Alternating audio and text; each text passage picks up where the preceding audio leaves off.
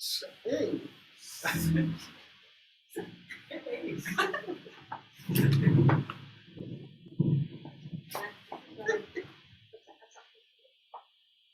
Bapak Ibu. Apa kabar? Luar biasa. Kita bersyukur pagi hari ini kita boleh memuji dan memuliakan nama Tuhan. Kita bersyukur punya Tuhan yang baik. Amin. Selamat pagi juga buat saudara-saudari yang mengikuti ibadah secara online. Selamat hari Minggu dan selamat beribadah. Kami percaya bahwa Tuhan akan bekerja luar biasa buat kita semua yang ada di tempat ini dan yang beribadah secara online. Amin. Firman Tuhan berkata, kita harus mempersembahkan tubuh kita. Amin. Kalau tubuh saja Allah peduli, apalagi jiwa dan roh kita. Amin.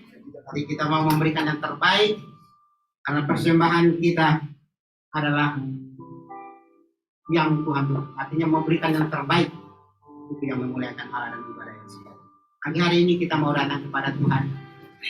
Kami menyiapkan tubuh jiwa roh kita. Kita memberikan yang terbaik buat Tuhan.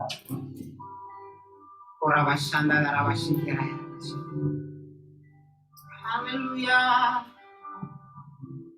Terima kasih Tuhan Yesus. Kami bersyukur padamu atas kebaikan-Mu dalam hidup kami. Kami bersyukur Tuhan, kami membawa hidup kami padamu. Kami mau mempersembahkan korban syukur, yaitu hidup kami yang menyenangkan hati. Haleluya Tuhan. Firman-Mu berkata, karena itu aku menasihatkan kamu saudara, supaya kamu mempersembahkan tubuhmu sebagai persembahan yang hidup, yang kudus, dan yang berkenan kepada Allah. Dan itu adalah ibadahmu yang sejati. Pagi hari ini Tuhan, kami menyadari bahwa hidup kami, tubuh jiwa roh kami mulia di hadapan Engkau. Karena itu kami mempersiapkannya supaya semuanya itu takluk kepada Tuhan dan menyembah Tuhan Allah yang hidup, yaitu Yesus Kristus Tuhan. Pagi hari ini kami membawa korban syukur kami. Biarlah korban syukur kami lewat pujian, lewat penyembahan, lewat hidup kami itu boleh memuliakan nama Tuhan Allah kami di dalam nama Yesus. Kami percaya ketika kami menyembah, memuji Tuhan, maka hadirat Tuhan akan memenuhi setiap kami di tempat ini. Baik yang ibadah online Tuhan, di dalam nama Yesus Tuhan. Kami berdoa Tuhan, ibadah pagi hari ini kami tidak hanya melakukan secara rutinitas, tetapi kami mau mengalami Tuhan. Kami mau berjumpa dengan Tuhan di dalam nama Yesus. Karena itu kami berdoa, biarlah roh kami dibangkitkan, semangatkan Tuhan. Oh haleluya Tuhan, di dalam nama Yesus kami berdoa Tuhan, melepaskan setiap ikatan yang mengikat kami, yang membuat kami lemah, persoalan-persoalan hidup di dalam nama Yesus. Kami tolak semuanya. Dan saat ini kami mau menyatakan bahwa kami bebas dari sakit penyakit, dari kelemahan, dari persoalan apapun di dalam nama Yesus. Dan kami mempersembahkan hidup kami, yaitu hidup yang memuliakan nama Tuhan di dalam nama Yesus. Pagi hari ini Tuhan, biarlah hadirat-Mu melawat setiap kami, menjamah setiap kami, dan basuh kami dengan darah, sehingga kami boleh menjadi ciptaan yang baru, yang tidak bercacat di hadapan di dalam nama Yesus. Kami menyerahkan ibadah kami dari awal pertengahan akhir. Tuhanlah yang berkuasa, Tuhanlah yang berketurunan semua atas hidup kami. Atas ibadah kami, supaya ibadah kami pagi hari ini benar-benar ibadah yang sejati, yang memuliakan nama Tuhan. Di dalam nama Tuhan Yesus, menyerahkan ibadah kami, supaya ibadah ini hanya untuk menyenangkan. Terpujilah nama-Mu. Dalam nama Yesus kami sudah berdoa. Haleluya. Amin. Saya mengulang Bapak Saudara, Bapak Ibu Saudara untuk memuji Tuhan. Ya. Haleluya. Luar biasa saya melihat semangat-semangat di sini. Sekalipun mungkin agak mendung. Kau nggak minum. Saya ternyata masih fokus saudaraku ya. Jadi luar biasa semangat saudara. Yang walaupun minum juga tetap semangat saudara. Terima kasih kepada Tuhan bahwa hidup kita dengan anak ini tidak sama. Karena kita memiliki Tuhan yang luar biasa. Selalu memperbarui hidup kita.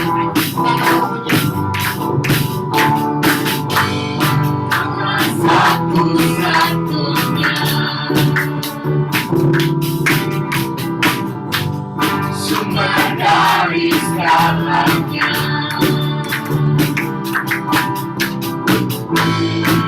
kebenaran yang selalu ku pegang, keyakinanku untuk bersinar dalam Yesus Tuhanku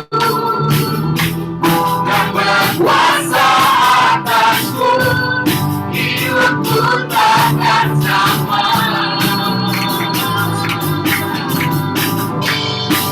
Tahu sungguh anugerah-Mu bagiku, hidupku takkan sama. Kaulah satu-satunya sumber dari segalanya, kebenaran yang selalu ku pegang, keyakinanku untuk bersinar dalam Yesus Tuhanku yang berkuasa atasku, hidupku takkan sama. Tahu sungguh anugerah-Mu bagiku, hidupku takkan sama. Kaulah alasan untuk ku hidup, untuk ku hidup, hanya menyenangkan-Mu. Kaulah alasan untuk ku hidup, hanya menyenangkan-Mu.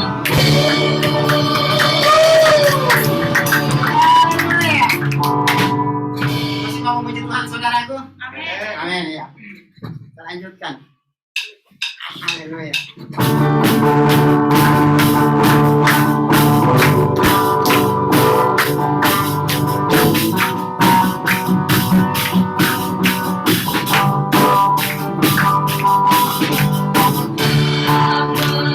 Aku ragu akan kesetiaan-Mu, pegang hidupku.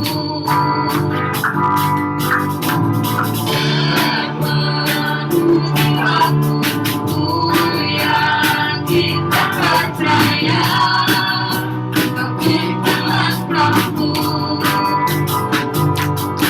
Yesus adalah dalam hidupku, berkuasa daya selamanya. Hanya Kau Tuhan, sumber kekuatan, kuasa-Mu tercurah bagi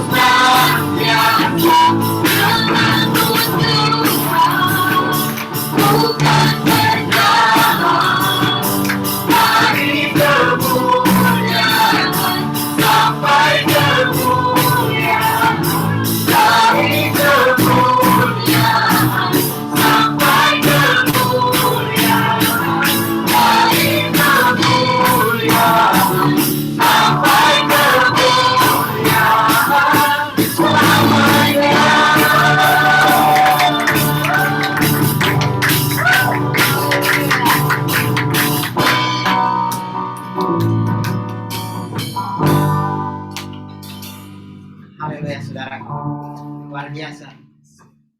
Saling kompak. Ya, silakan duduk saudara. Tuhan memang luar biasa. Sekarang kita bisa mengerti rencana Tuhan. Tapi pasti yang terbaik. Amin. Haleluya.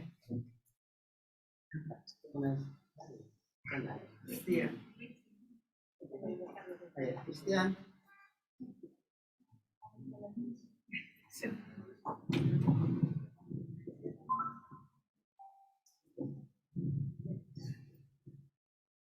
Shalom. Puji Tuhan, saya ingin berbagi berkat karena saya tanggal 6 kemarin, saya ulang tahun yang ke-20.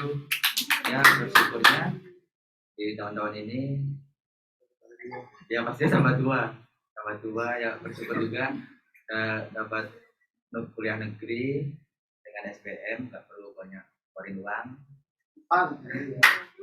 Puji Tuhan juga kita saya sudah melepas rindu ke Jawa.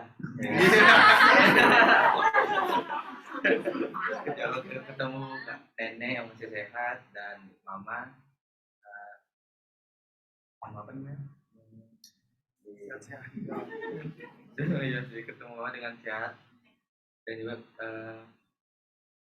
untuk kedepannya ini semoga saya tambah-tambahkan lagi hikmat pengertian.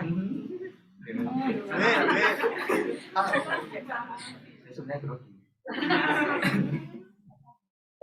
Ya itu aja sih. Gak ada lagi. Tepuk tangan lagi sekali lagi.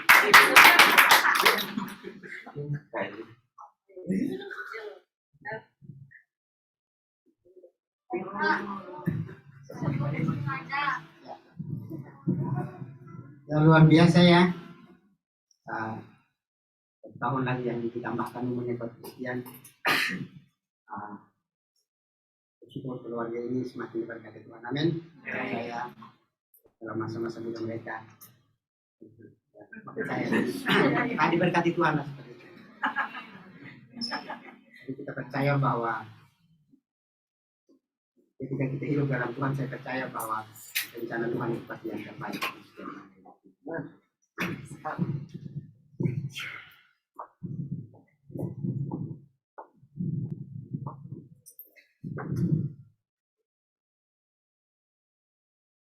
mari kita siapkan hati kita, saudaraku. Kita akan masuk dalam firman Tuhan.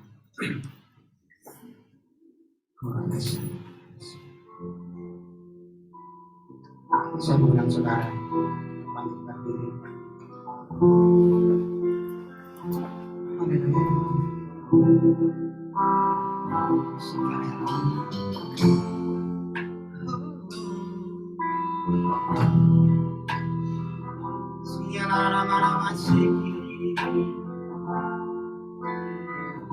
Kau Yesus yang baik, ku bersyukur padamu. Ku percaya kau hadir dalam setiap langkah.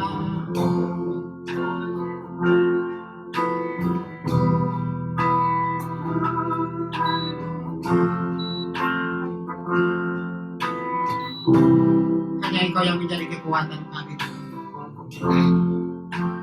Setiap rencana kami kami serahkan kepada Tuhan. Karena kami percaya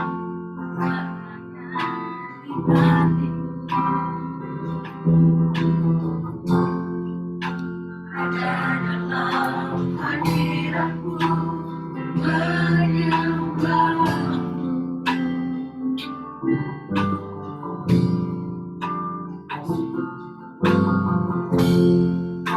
Bersyukurku di kami-Mu, rasakan hadirat-Mu, takkan ku melepaskan-Mu, Kau cahaya bagiku. Mengirimmu seumur hidupku.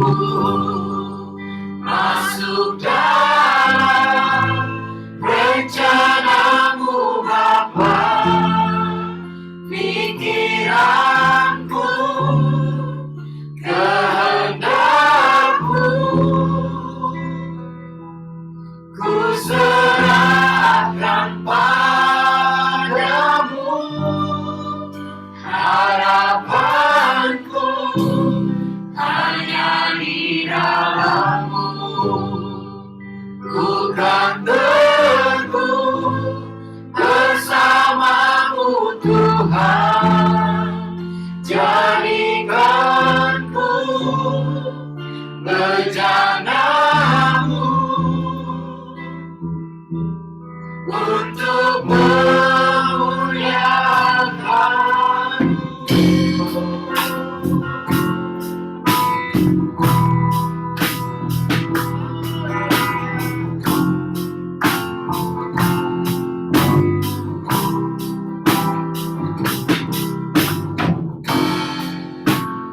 Kuatkan di jiwaku,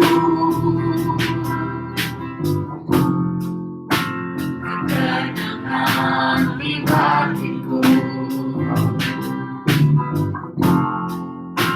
ada dalam hadirat-Mu ku menyembah-Mu.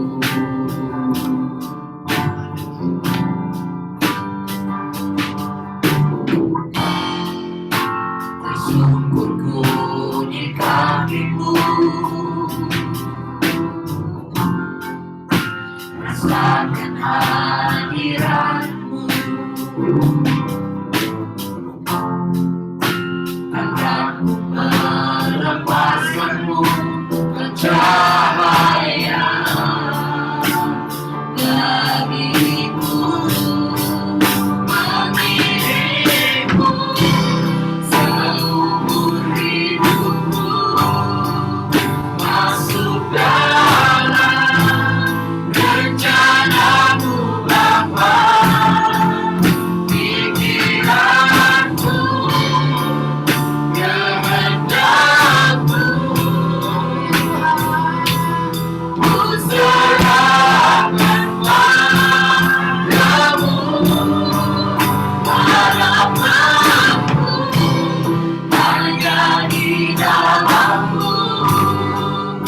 Ku kan teguh bersama-Mu Tuhan, jadikanku bejana-Mu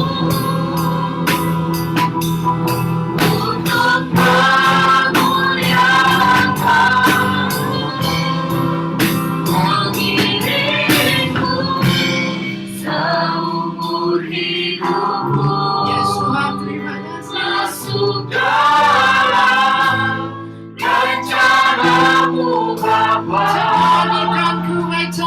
Pikiranku, kehendak-Mu, ku serahkan padamu harapanku hanya di dalam-Mu. Akan teguh bersama-Mu Tuhan, jadikanku bejana-Mu untuk memuliakan-Mu, mengiringku seumur hidupku, masuk dalam rencana-Mu Bapa. Pikiranku, kehendak-Mu, ku serahkan padamu harapanku hanya di dalam-Mu. Ku kan teguh bersama-Mu Tuhan,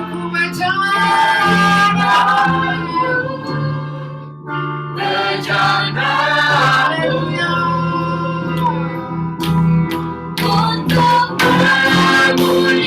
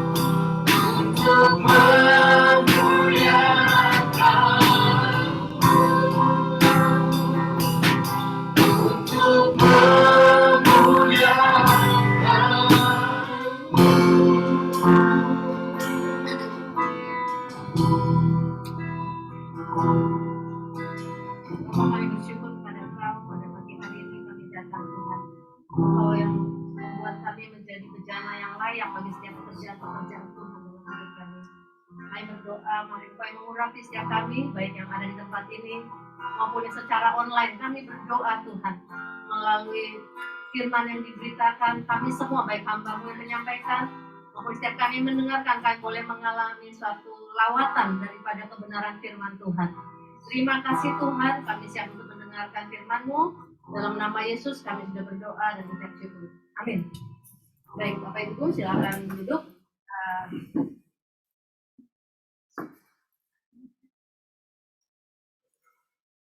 Tuhan ya, kita senang sekali ini ada teman lama satu perjuangan.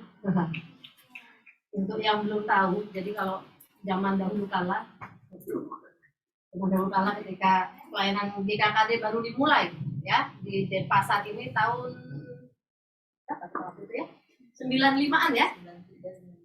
94, 95 ya, kita lulus 9, saya sudah 95, 94 lulus ya Desember. Nah itu ini salah satu rekan kita ya, Kak Karyama yang ada di depan. Ini adalah pejuang-pejuang pada masanya. Kira-kira tetap supaya kita tetap jadi pejuang juga sampai hari ini ya. Baik, kita akan mendengarkan satu firman Tuhan. Temanya pagi hari tentang minta maaf dan ganti rugi. Bisa ambil tanda ya. Temanya ada minta maaf dan ganti rugi. Kita lihat ada yang banyak katakan seperti ini, bahwa oh itu kan ini ayatnya tentang minta maaf dan ganti rugi ini sebenarnya ada di awal itu ada di Perjanjian Lama ya.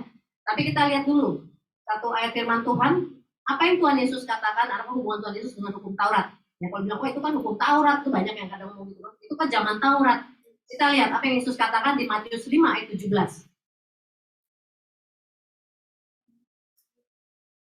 Lihat Matius 5 ayat yang ke-17. Ya, saya bacakan ya. Saya bacakan Matius 5 ayat 17. Ini Tuhan Yesus yang ngomong. Janganlah kamu menyangka bahwa aku, ya Yesus, datang untuk meniadakan hukum Taurat atau kitab para nabi. Yesus datang bukan untuk meniadakannya, melainkan untuk menggenapinya. Artinya, hukum-hukum dalam Taurat itu tetap berlaku. Beberapa yang sudah digenapi oleh Tuhan Yesus, ya sudah, memang sudah digenapi Taurat. Tapi Taurat yang lain, ya, yang ada itu masih tetap ada, masih tetap berlaku. Termasuk misalnya ya, contoh kemarin kita banyak sharing tentang kesehatan gitu ya. Ada yang ngomong, saya lupa siapa yang ngomong, bilang begini, oh berarti benar ya, oh teman saya yang saya bilang kena stroke itu ya, dia bilang begini, semua yang firman Tuhan bilang itu benar, tentang jaga makan itu benar. Kita aja yang kadang ini rasanya, oh dia panjang lebar, saya diem, pada saya ingat waktu itu saya bilang, ya saya ikut itu walaupun saya diledek-ledek ya. Saya tahu deh kenapa kamu nggak makan babi gitu ya. Karena Tuhan Yesus juga nggak makan babi kan, dia Yahudi. Mas saya nggak pikir gitu ya.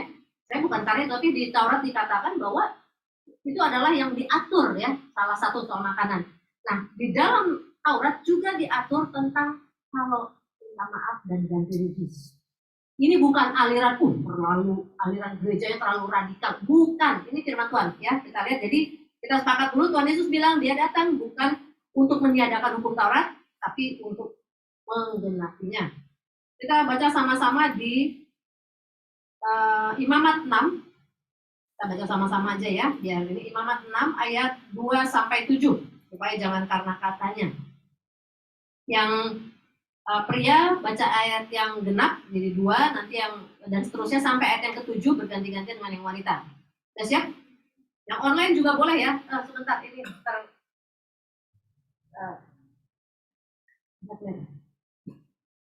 Imamat 6 ayat yang ke-2 mulai dari yang pria. Yang online juga boleh ikutin ya. Kita nanti berganti sampai ke-7. 1, 2, 3.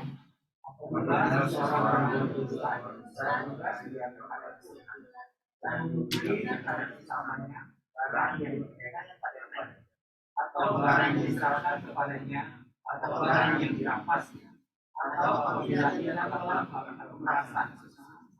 Ayat 3. Atau bila ia menemui barang hilang dan memungkirinya, dan ia bersumpah dusta dalam perkara apapun yang diperbuat seseorang sehingga ia berdosa, Apabila dengan demikian ia tidak berdosa dan bersalah, maka haruslah ia memaafkan barang yang telah dirampasnya, atau yang telah diperasnya, atau yang telah dipercayakan kepadanya, atau orang hilang yang disembunyikan. atau segala sesuatu yang dimungkirinya dengan bersumpah dusta. Haruslah ia membayar gantinya sepenuhnya dengan menambah 1/5. Haruslah ia menyerahkannya kepada pemiliknya pada hari ia mempersembahkan korban penebus salahnya. Sebagai korban penebus salahnya, haruslah ia mempersembahkan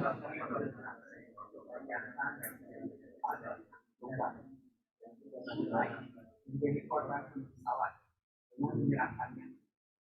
7. Imam harus mengadakan pendamaian bagi orang itu di hadapan Tuhan, sehingga ia menerima pengampunan atas perkara apapun yang diperbuatnya sehingga ia bersalah. Oke, kita kembali ke slide-nya. Jadi firman Tuhan bilang ada 6 jenis dosa yang merugikan orang lain. Ya. Yang pertama, memungkiri, mengingkari, ya, curang gitu ya, terhadap barang sesamanya yang dipercayakan atau dititipkan padanya. Saya titip ya barangnya, nanti saya ambil lagi. Pas dititip misalnya gitar, pas titip ya, titip. Oh boleh dimainin? Boleh, kalau ini pakai aja. Talinya putus, der. Pas pulangin, ini gitarnya, talinya gini. Iya tuh putus tuh kemarin. Santai bro, ngomongnya. Iya putus kemarin talinya. Itu satu. Ya, tentang barang sesama yang dipercayakan atau dititipkan kepadanya. Yang kedua, melakukan kecurangan dalam hal dagang atau jual beli. Wah ini udah modal ini udah balik modal, biasanya pedagang gitu ya. Udah bener-bener udah modal, padahal udah dinaikin dulu. Tidak akan salah apabila begini, modalnya adalah beli barangnya 100 misalnya, lalu ongkos kirimnya dari Jakarta sampai Bali 10. Waktu saya bilang modalnya 110, salah nggak? Benar, karena 10-nya kan udah jadi bagian dari modal. Ya, jangan dodol juga dong. Sampai sini kita bayar transport, lalu kita bilang harga pokok 100 ya nggak bohong deh. Ya rugilah kita, ditawar orang gitu kan. Transportnya kita nggak untung. Tapi kalau kita ngaku-ngaku modal tetapi suatu cara yang salah, angka yang palsu-palsu, ingat, ini termasuk dosa yang merugikan orang lain. Ya. Yang ketiga, dosanya adalah yang merugikan orang adalah merampas barang orang lain. Ya, adik-adik ini ya ada anak sekolah minggu di sini yang pintar, ada leksi. Ya, tapi ada leksi ini salah satu yang baik ya, anaknya nggak tipe ngerampas barang orang. Paling dia cuma kalau diambil barangnya cuma bilang, wah ma, ini ambil barangku gitu doang ya. Nggak pernah dia bolos rampas atau punya anak lain dia rampas ya. Ya puji Tuhan tuh anak-anak sekolah minggu di sini semua begitu ya. Walaupun beberapa mungkin belum hadir hari ini. Tetapi merampas barang orang itu termasuk juga dosa yang merugikan orang lain. Nggak boleh rampas-rampas barang orang ya. Lalu yang keempat, memeras sesama. Memeras itu biasanya dilakukan apabila kita punya power, kita punya entah jabatan lebih tinggi, atau kita punya rahasia orang itu, sehingga kita memeras orang itu. Kalau kamu nggak ini, nanti aku bocorin loh. Nah, kadang kita suka bercanda gitu ya, tapi itu akhirnya menjadi habit buat kita. Ayo kasih nggak gini, ntar kalau gini aku ceritain loh. Wah, itu mengancam, memeras ya, pemerasan, blackmail ya. Memeras sesama itu juga termasuk yang merugikan orang lain. Ya. Lalu yang kelima, memungut atau menemukan barang hilang. Nah, menemukan barang hilang. Pas dapat, jangan gini. Ada banyak orang, ada duit jatuh, pura-pura nggak lihat kakinya gini. Injek, seret-seret gitu ya. Jadi mau sampai ke tempat yang sepi, ambil tuh bilang, aku kan nemu. Jangan gitu. Atau misalnya memang nggak ada orang, ambil, kita nggak kenal sekeliling kita. Tapi firman Tuhan katakan kalau kita memungut atau menemukan barang hilang, kita harus tanya dulu, ada yang kehilangan? Ya, memang ya saya belajar ya di Jakarta itu ya, kalau ada nemu dompet, kita nggak bisa kasih tahu isinya karena orang ngaku-ngaku ntar. Jadi waktu nemu dia bilang, ada yang kehilangan ada kehilangan uang nggak? Oh ya saya, berapa hilangnya? Jadi kalau bilang 100.000, orang saya nemunya 20.000. Atau bisa 10.000, orang saya nemunya 50.000. Nah, jadi kadang-kadang ada juga ya firman Tuhan bilang ya janganlah lebih bodoh dari orang dunia ini. Orang dunia ini pintar soal gitu ya. Tetapi jangan merugikan orang waktu kita menemukan sesuatu, kita harus tanya dulu. Ya, biasanya yang paling nggak kerasa berdosa itu kalau nemu ballpoint. Biasa banget nemu ballpoint jadi hak milik ya, kayak itu milik sejuta umat ya. Kalau nemu ballpoint, pensil, apa gitu, nemu kayaknya ya kalau orang sudah bilang wayahna lah gitu ya, sudah wajarnya lah itu rezeki saya gitu. Nggak boleh loh. Ya, begitu ada bolpen bilang ini punya siapa? Kita harus tanya dulu. Memungut itu firman Tuhan yang bilang, ini bukan karena kata orang pintar atau kata-kata bijak. Firman Tuhan bilang, menemukan barang, memungut sesuatu, kita harus announce, kita harus umumkan, punya siapa ini? Siapa tahu ada yang kehilangan, ya. Lalu yang keenam, melakukan sumpah dusta dan di dalamnya termasuk berbohong. Ya. Paling sering bohong itu ada beberapa orang cerita ke saya bohong putih. Saya nggak tahu bohongnya ada terdiri berapa warna ya. Saya nggak tahu. Ada putih, hitam, abu-abu, kuning, merah, letus baru hijau nanti ya. Ya, berbohong ini yang sering kali kemarin kita diskusi lumayan banyak gitu ya dengan Paulus. Salah satunya yang kita nggak rasa itu adalah yang merugikan orang pada saat kita mengambil yang miliknya adalah waktu. Perhatikan ya. Kita seringkali waktu ngambil waktu orang, kita nggak merasa merugikan dia. Saya kasih contoh. Misalnya janjian. Nanti jam 10 ya. Iya, beneran, bener. Soalnya saya ada ini loh. Saya ada perlu. Jam 10 tuh saya mepet-mepet, nanti soalnya istirahat saya setengah jam, saya harus masuk lagi jam 10:30 misalnya. Lalu dengan santainya kita datang terlambat.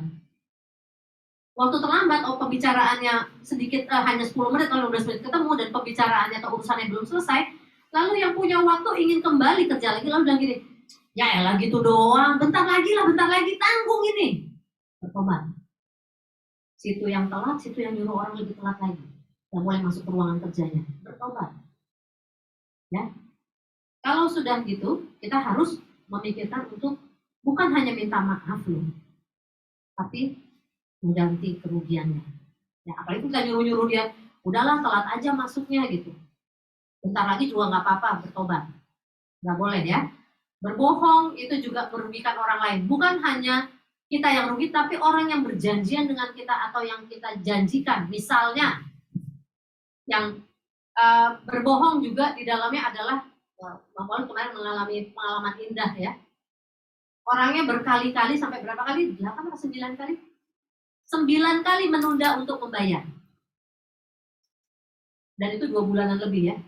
Oh ya Pak, hari Selasa. Oh ya Pak, akhir minggu. Oh ya Pak, minggu depan. Oh ya Pak, akhir bulan. Oh ya Pak, awal bulan.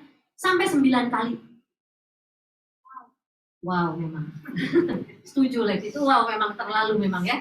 Sampai 9 kali akhirnya Pak Paulus bilang begini kemarin, dia bilang, udah 8 kali, ke-9 kali saya nagih ini, kalau dia tidak berikan, lepas. Daripada saya kepikiran, saya sakit. Daripada kepikiran, jiwa kita terganggu. Emosi, bener nggak? Emosi ya, kalau yang bakat bawaan darah tinggi kan naik pitam kan, tensinya naik gitu ya.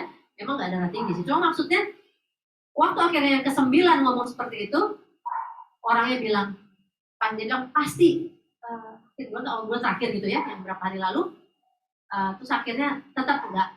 Nanti paling telat Selasa Pak, mundur lagi gitu kan. Lalu kita udah sepakat, lalu cuma balas, dia bilang gini, tidak usah dibayar, pakai saja, silakan untuk jadi saya memberkati ibu saja, tidak usah bayar. Kenapa? Karena kalau mental kita, firman Tuhan juga bilang uang walaupun sebenarnya itu bukan pinjaman, itu upah lo ya, sudah kerja, sudah jerih lelah, waktu, tenaga, bensin, segala macam ya. Dan orang ini menunda-nunda apa yang menjadi haknya. Saya coba bilangin, aduh Tuhan takut nih.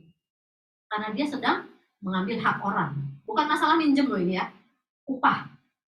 Dan waktu terjadi, Bang Paulus bilang, sudah nggak usah dibayar aja, ambil aja saya memberkati itu. Terima kasih. Tuh, langsung dia balas nggak berapa lama. Dia bilang gini, apa dia bilang terakhir? Saya minta nomor rekeningnya deh. Yang kemarin bilang, lah udah 8 kali gak ngomong kalau rekeningnya gak punya. Saya nomor rekeningnya bisa kirim lagi nggak Pak? Saya pasti bayar kok. Ya terserah, itu udah urusan dia sama Tuhan sekarang. Karena kita di sini sudah melepaskan hak kita atas berkat itu. Dan percaya bahwa apa yang menjadi hak dan bagian kita, upah kita, Tuhan tuh nggak pernah berhutang ya. Kita udah kerjakan, orang itu nunda, yaitu setelah dilepaskan, orang itu yang berurusan sama Tuhan. Ya, mudah-mudahan dia bertobat ya, sehingga tidak terjadi misalnya takutnya ya belalang pelahap, benar nggak? Ketipu, ada kecurangan, ada kelalaian di tempat kerja kan bisa macam-macam. Karena sebenarnya pintunya sedang dia buka sendiri. Ini orangnya kalau ngomong rohani banget statusnya, gitu ya. Jadi yang kena tentang masalah berbohong, waktu, janjian segala macam ya, itu adalah dosa yang merugikan orang lain. Firman Tuhan katakan bagaimana cara mengembalikan next ya. Dia bilang kalau kita merugikan orang lain, entah dengan berbuat curang, dalam hal dagang, dalam hal merampas barang orang, memeras orang, mungut barang yang temu barang hilang tadi, atau melakukan sumpah dusta atau berbohong, dibilang firman Tuhan tadi bilang di Imamat, bilang yang pertama harus diganti sepenuhnya. Full gantinya. Bukan hanya itu, yang kedua bilang Allah tidak saja menyuruh kita membayar gantinya sepenuhnya, dia pun menyuruh kita memberi berapa tambahannya? Seperlima. Jadi pertanyaannya gini, kalau kita biar angkanya gampang, kalau angkanya 10, berarti waktu kita pinjam sebenarnya ya, dan kita kan janji pinjam 10 balikin besok misalnya, lalu tertunda sampai bulan depan, dan kita minta maaf, tidak cukup hanya minta maaf, firman Tuhan bilang harus apa? Tambah seperlimanya, berarti kembalinya berapa? Matematikanya susah kawan ini ya. Kalau 15 itu 50%, dia bilang seperlima itu 20%. Jadi kalau 10 pinjam berarti kembalikan 12. Kecuali ada pembicaraan untuk jumlahnya dan orang yang meminjamkannya dengan rela hati mengatakan tidak usah.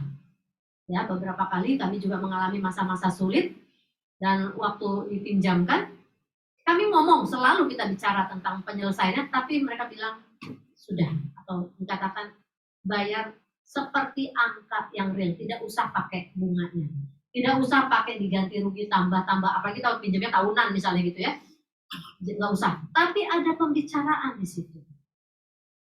Jangan ngaku-ngaku kita, ya apalagi itu udah nunda-nunda, terus ngaku-ngaku, wah udahlah pasti nggak apa-apa, dia duitnya banyak ini, nggak ada artinya buat dia.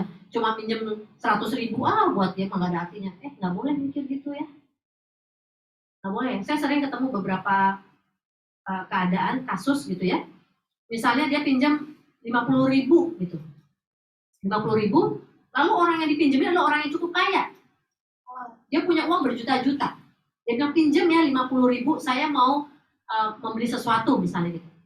Nanti saya kembalikan deh kalau udah ada. Singkat cerita ada uangnya. Tapi yang punya uang mikir gini, kayaknya dia nggak butuh-butuh amat. Saya ngulanginnya bulan depan aja deh, pas gajian berikutnya. Bertobat. Itu yang membuat kita tidak mengalami berkat Tuhan. Jangan bilang, Tuhan kenapa ini terjadi padaku? Yang lain mengerjakan ini diberkati, kalau aku enggak. Bertobat dulu, firman Tuhan bilang. Datang terus bilang gini, nah dia kan orang kaya, duit dia 50.000 ya cuma buat beli, saya aja emang nggak ada ya kalau kayak di mall-mall yang elit itu beli aqua sebotol 50.000 ya, atau mineral water gitu kan, bayarnya 50.000 ya. Mau tanya nih Kak Pariama yang sering makan tempat-tempat elit ya, kadang-kadang kita sampai harus meneguk ludah, mahal banget. Aqua doang di sini 50, keluar dikit ke situ cuma 5.000 gitu ya. Di sini ada pajaknya segala macam jadi 50.000 ya kalau restoran-restoran elit gitu kan, yang hotel di mana gitu. Wah rasanya mau minum agak gimana gitu kan. Jadi tapi jangan pikir bahwa dia duitnya banyak, saya nggak pulang itu. Pasti nggak ada artinya buat dia. Kata siapa? Mungkin jumlahnya nggak ada artinya, tapi masalah integritas kita itu yang artinya sebenarnya. Saya kemarin ketemu minggu lalu ya, ketemu satu orang. Singkat cerita dia ngomong bla bla bla, udahlah kita kasih tiketnya, dibayarin hotel bintang 5 ini segala macam.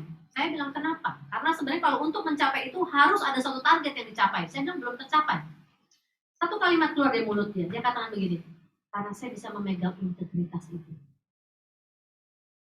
Walaupun saya bilang, wah keren, dibayarin tiketnya, hotel bintang 5, acaranya ini, wah elit, bakal disounding di acaranya nasional gitu ya, wah bakal ini. Tapi saya datang pada Tuhan, saya tanya, Tuhan, saya perlu nggak? Dan Tuhan bilang bicara yang lain. Ternyata Tuhan bilang PKBM. Nah, itu cerita lain. Ya, Tuhan bilang ada sesuatu hal yang lain yang saya harus selesaikan. Saya bertanggung jawab karena itu menyangkut waktu orang-orang yang berjanji dengan kita yang di PKBM. Kalau saya pergi 3 hari, mungkin persiapan sehari sebelumnya, pulang malamnya berarti sehari lagi, berarti sekitar 5 hari saya kehilangan waktu, sekitar 1 minggu saya kehilangan. Saya mungkin kayak dapat untung, tapi ada ucapan-ucapan saya yang sudah dipegang oleh orang-orang. Baik di kampus tempat kerja saya, di sekolah tempat saya mengajar, ada ucapan saya yang sudah keluar, saya ada, saya bisa. Tiba-tiba ada tawaran yang menggiurkan gitu ya, juta-jutaan. Seneng nggak? Seneng. Pengen nggak? Pengen. Tapi waktu saya pikirkan berdoa lagi, saya sudah bersepakat dengan orang-orang lain untuk mengerjakan ini, menyelesaikan ini. Saya bilang, tidak. Apakah saya menyesal? Saya nggak menyesal. Apakah rugi rasanya? Damai sejahtera itu lebih besar daripada itu. Masalah cuma itu doang, gampang buat Tuhan. Gampang. Nggak usah khawatir. Saya ingat suatu ketika harus nemenin kakak saya, datang dia kerja pas di luar negeri, saya bilang, ya udahlah kita backpacker aja yang sederhana-sederhana. Tiba-tiba saya lihat, ini jalan terkenal di negeri ini, wah ini paling mahal, paling ini. Terus tiba-tiba bilang gini, Grace, masih di sini? Masih, Bang. Tapi ada acara, hotelnya nggak dipakai, pakai aja lah ya, nginep aja situ, sarapannya enak-enak loh, makannya enak. Situlah, kami tinggal di apartemen aja, pakai aja hotelnya, 3 hari 2 malam. Tahu kayak apa hotelnya? Bang, kalau ada bathtub biasa ya, bathtub di depannya layar TV 32 inch gitu ya, itu bathtubnya apalagi kamarnya kan. Kepo dong saya cek harga hotelnya. 1 malam 4,5 juta, 3 hari 2 malam. Wah Tuhan gampang, yang penting integritas kita dulu. Ya. Jadi waktu bilang firman Tuhan katakan, ganti sepenuhnya. Yang kedua, kembalikan dengan nambah 1/5. Ya. Yang ketiga bilang minta maaf atau ganti rugi semacam ini harus dilakukan lebih cepat, lebih baik. Di sini dikatakan haruslah, firman Tuhan tadi katakan, haruslah yang menyerahkannya kepada pemiliknya pada hari ia mempersembahkan korban penebus salahnya. Supaya apa? Dosanya diampuni. Supaya berkatnya tercurah. Supaya usahanya berhasil, pekerjaannya diberkati. Seringkali yang saya melihat, gak usah jauh-jauh, seringkali ya, selama saya bekerja dulu, melihat orang-orang sulit berkembang dalam pekerjaannya hanya karena dia menunda menyelesaikan apa yang dia sudah ucapkan. Coba kita ingat-ingat dengan diri kita sendiri ya. Kapan bisa laporannya? Paling telat 2 hari lagi, Pak. Oke, sudah 2 hari, mana? Kemarin tuh hujan banget Pak, jadi saya nggak bisa ke kantor. Ya udah besok kasih waktu ya. Mana besoknya? Kemarin anak saya demam Pak. No, nggak bisa begitu. Memang anak demam harus diurus, tapi masa kau menunda yang pertama kali. Jadi kau harus mengganti rugi itu. Firman Tuhan bilang gitu ya. Next dikatakan, minta maaf itu tidak sama dengan perhitungan ya. Misalnya gini, ya aku ngaku salah deh. Tapi kan aku begini gara-gara kamu begitu. Ya, perkataan semacam ini sama sekali bukan minta maaf, tapi lagi main hitung-hitungan. Jangankan hitung-hitungan, firman Tuhan bilang minta maaf ganti rugi. Terus kita nekat, minta maafnya hitung-hitungan. Ya maaf deh, aku telat nih ngembaliin gini. Soalnya kemarin lagi ada kebutuhan mendadak sih. That's your business, not mine. Kamu kemarin bilang 2 hari, kembalikan 2 hari. Tahu apa yang saya melakukan kalau misalnya terjadi? Saya bilang, saya kembalikan 2 hari. Orangnya pikir-pikir, dia bilang, masalahnya 2 hari. Saya ingat beberapa kasus ya. Ini buat bayaran anaknya. Saya ingat ada kasus-kasus begitu. Lalu ada yang datang, pinjem. Tapi balikin ya seminggu lagi ya. Karena minggu depan saya harus bayar untuk anak saya. Lalu dengan santai yang minjem ini, kembali duitnya. Setelah kembali, dia bilang gini, paling kita bisa minta tolong yang lain dulu. Saya beritahu, pertama, kita udah belajar dulu tentang masalah mengelola keuangan. Jangan pernah pinjamkan uang dengan berharap kembali, betul? Lalu kalau kita sudah pinjamkan uang, ya, kita nganggap seperti uangnya hilang. Yang berikutnya, jangan pernah pinjamkan kalau itu sudah ada alokasi untuk yang lain. Misalnya, saya punya uang 1 juta. Tapi anak saya harus saya kasih 500.000 atau 600.000 dan itu wajib karena kebutuhannya selama 1 bulan misalnya. Lalu ada orang datang kepada saya minjem uang. Punya berapa uang yang bisa saya pinjamkan? Saya nggak bilang, dia bilang saya butuh 500.000 aja 500. Ingat, saya perlu untuk anak saya 600. Misalnya nih contoh ya, 600. Waktu dia bilang 500, saya bilang nggak ada. Walaupun uang masih di tangan saya. Saya akan bilang nggak ada karena alokasinya bukan untuk minjemin ke orang. Karena kalau saya udah minjemin, hati saya harus lepas. Dan Tuhan sendiri akan menggantikannya. Tapi kalau kita udah pertama alokasinya kita salah, atau misalnya orang, terlepaslah ya alokasi orang itu, tapi saya minjem, lalu saya tidak kembalikan uangnya. Lalu saya dengan santainya bilang, 3 hari lagi ya, minggu depan ya.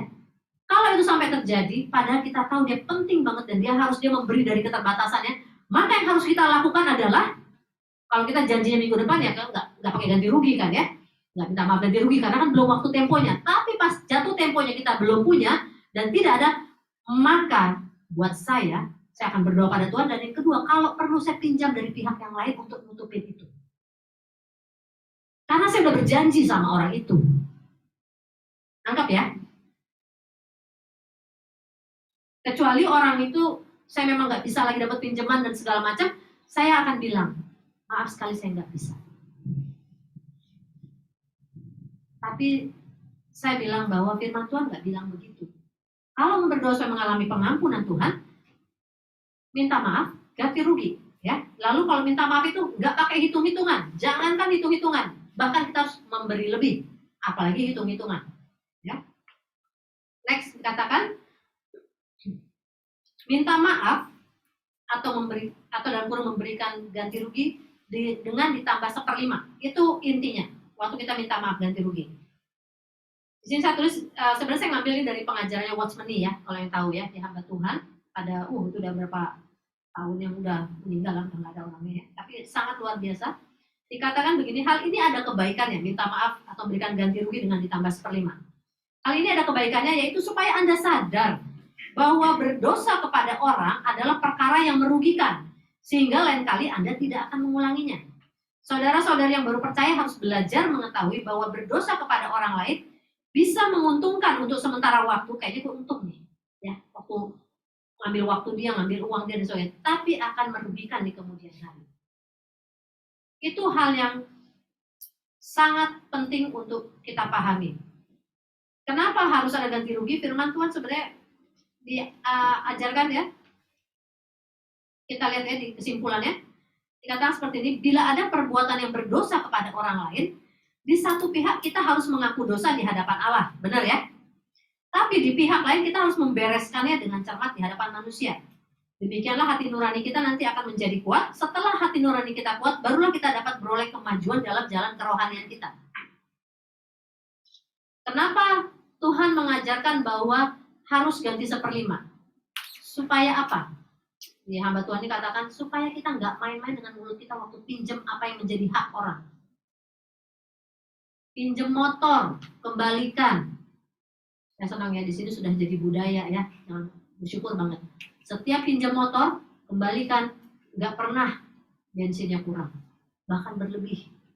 Karena kita nggak mau kalah, setiap mau pinjam motor kita full-fullin bensinnya. Dipulangin full lagi, wah gitu ya, aduh ini nggak mau kalah gitu, memberkati di sini. Tapi itu yang terjadi. Itu yang terjadi.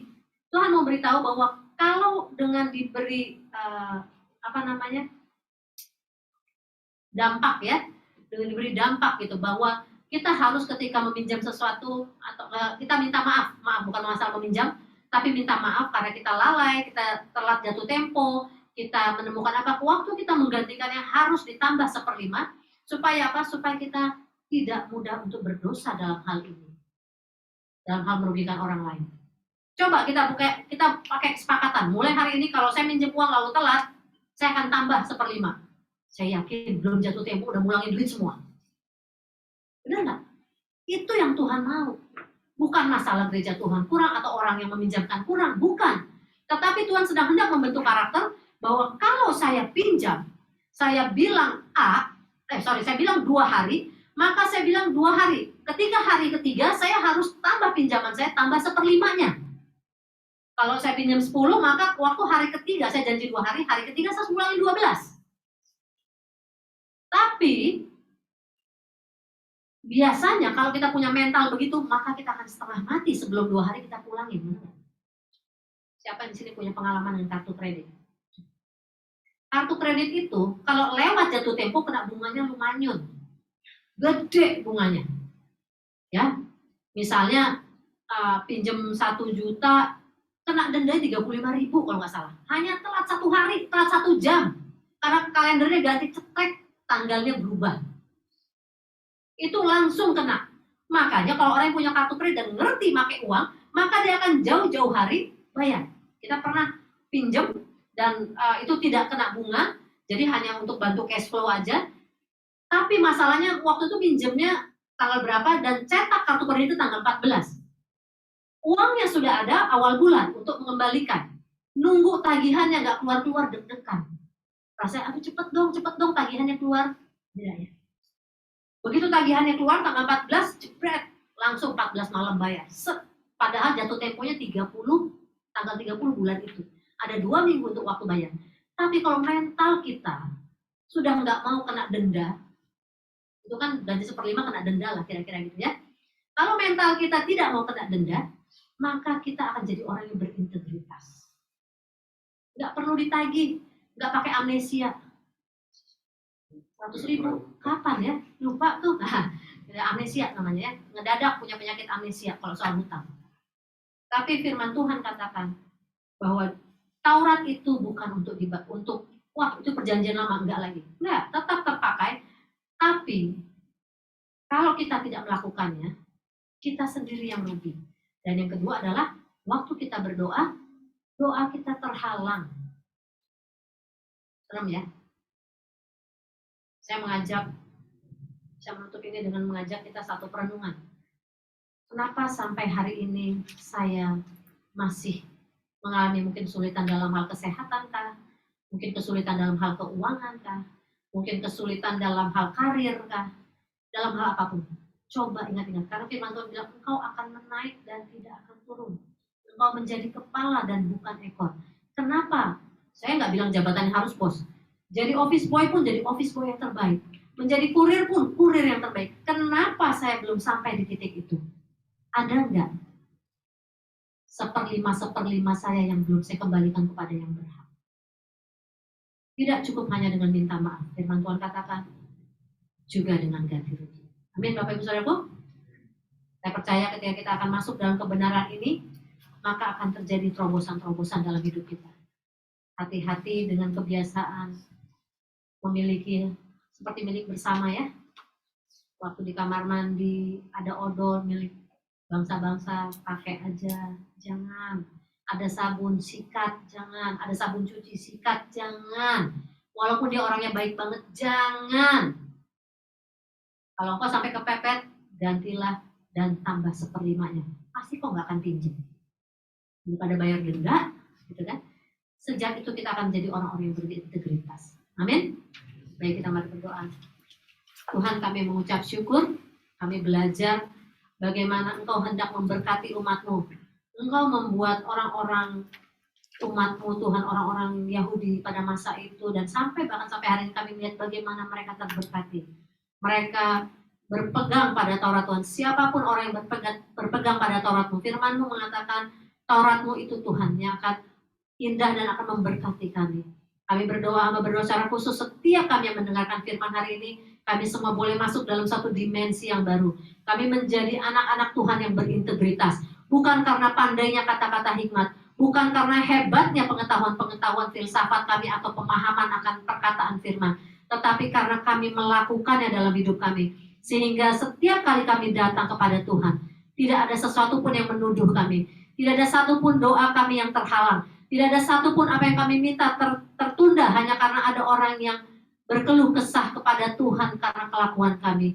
Engkau mendengarkan setiap doa dan seruan kami Tuhan. Pagi hari ini hamba berdoa, kalau ada di antara kami yang harus menyelesaikan banyak hal, supaya kami masuk dalam kebenaran firman ini, hamba berdoa, biarlah Roh Kudus yang menolong, mengurapi, menguatkan, membukakan jalan-jalannya, membuat kami rendah hati, membuat kami membutuhkan karakter yang ilahi Tuhan, mau merendahkan diri kami, bukan hanya di hadapan Tuhan, tetapi di hadapan orang-orang yang sudah kami rugikan selama ini. Biarlah kiranya belas kasihan Tuhan menyertai kami, ketika kami merendahkan diri kami kepada orang-orang yang sudah kami rugikan. Baik saudara seiman maupun orang-orang di sekitar kami, di tempat kos kami, di tempat kerja kami, dimanapun. Ajar kami menjadi orang-orang yang berintegritas, anak-anak Tuhan yang mencerminkan sebagai sifat ilahi di dalam dirinya.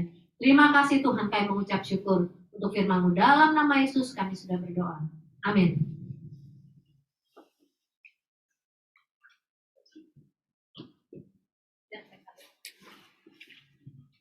Diberkati dengan firman Tuhan, saudaraku. Amin. Amin.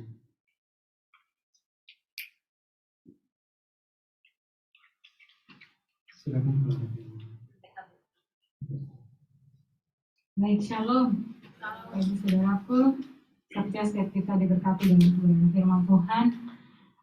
Beberapa pengumuman. Yang pertama untuk PKBM, ya, kejar paket yang sudah kita terima pendaftarannya dan modul sudah mulai dipelajari. Jadi minggu ini akan kita segerakan, ya, pelaksanaannya, dan mungkin nanti untuk jadwal akan diberitahukan di grup. Dan Bapak Ibu yang mungkin ada saudara atau mungkin ada kenalan atau ada siapa yang memerlukan, gitu ya, pembelajaran setara dengan SMP dan SMA, ya, kejar paket B dan paket C, masih terbuka kemungkinan untuk pendaftaran, ya, kita masih tetap buka online terus, dan pembelajaran juga kita bisa kerjakan kapanpun dan dimanapun. Jadi kalau ada keluarga atau siapa yang membutuhkan, bisa segera mendaftarkan diri di PKBM, ya, bisa menghubungi saya juga. Dan untuk Desember akan ada acara khusus, dan saya akan membagikan sesuatu untuk setiap saudara. Saya silakan.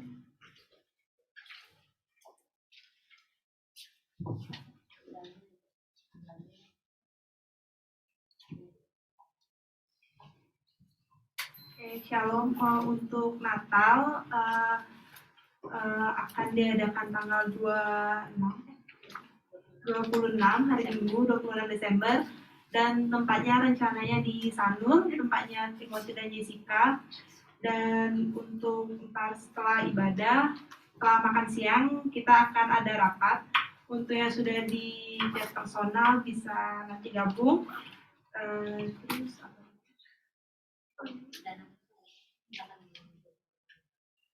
ya, kita juga akan mengumpulkan dana Natal, jadi nanti amplopnya terpisah.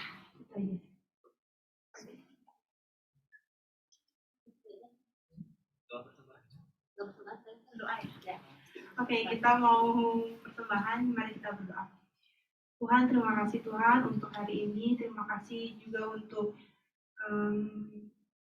firman yang telah dibagikan Tuhan oleh hamba-Mu. Tuhan, kiranya Kau memberkati Tuhan untuk keluarganya, untuk rumah tangganya Tuhan, memberkati untuk studinya, untuk pekerjaannya Tuhan. Kami juga sebentar lagi akan memberikan persembahan. Kiranya Tuhan memberkati setiap tangan-tangan yang memberikan Tuhan, yang belum bisa memberikan Kau berkati lebih lagi Tuhan. Terima kasih Tuhan Yesus, kiranya persembahan ini bisa menjadi berkat Tuhan untuk jemaat-jemaat Tuhan, untuk orang-orang di tempat lain juga Tuhan. Terima kasih Tuhan Yesus, dalam nama Tuhan Yesus, haleluya, amin.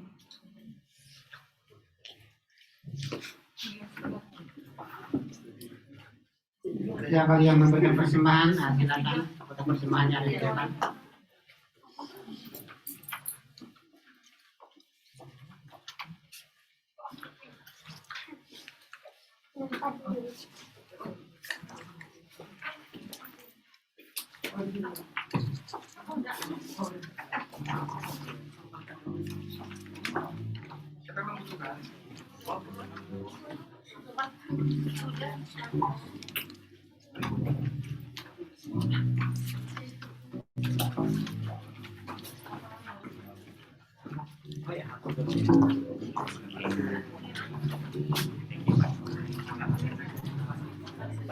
Oke, kita akan tutup ibadah kita.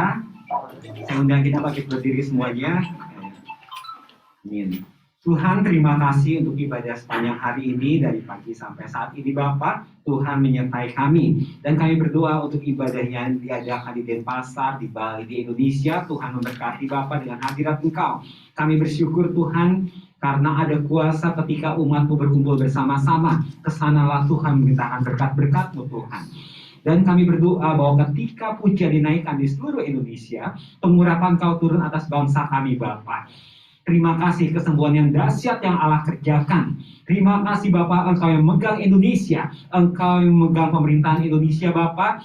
Dan kami berdoa untuk pemimpin-pemimpin kami, dari yang teratas, dari Presiden, Wakil Presiden Bapak, setiap menteri-menteri yang ada, setiap orang-orang yang ditunjuk untuk membantu Presiden, setiap gubernur, wali kota, dan bupati, camat Bapak, lurah, RW, RT, semua Tuhan berkati.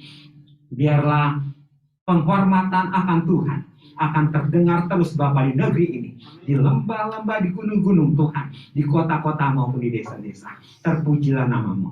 Jemaat Tuhan, angkatlah tangan-Mu dan terimalah berkat Tuhan. Allah yang memilih Engkau, menetapkan Engkau sebagai orang-orang yang diberkati untuk menjadi berkat buat orang-orang sekelilingmu. Allah memberkati-Mu, Allah memberkati keluarga-Mu. Allah yang berkati dan menyertai engkau dalam perjalananmu. Bahkan Allah akan mengutus malaikatnya untuk berkemah di sekeliling engkau. Allah memberkatimu sehingga apa yang kau kerjakan, Tuhan berkati dan Dia akan buatnya berhasil. Allah yang memberikan kesehatan, Allah memberikan kekuatan, Allah yang memberikan hikmat dan kemampuan. Apapun yang diperhadapkan kepadamu, dengan pertolongan Tuhan, Dia akan buatnya berhasil. Terima kasih Bapak, kami terima berkat Engkau. Hanya di dalam nama Tuhan Yesus kami berdoa, sama-sama kita katakan, amin. Puji Tuhan, Tuhan berkati.